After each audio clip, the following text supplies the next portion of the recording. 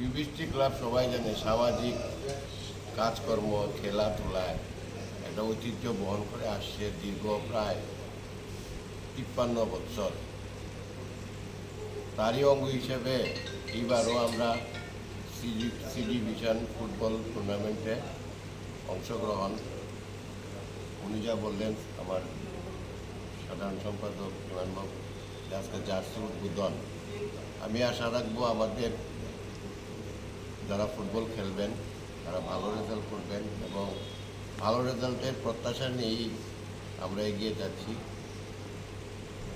সব তো লোকাল প্লেয়ারই খেলবে, সব লোকাল প্লেয়ারই খেলবে, তবে টিএফএ একটা সিদ্ধান্ত নিয়েছে যে সি ডিভিশনে বাইরের প্লেয়ার খেলতে পারবে না।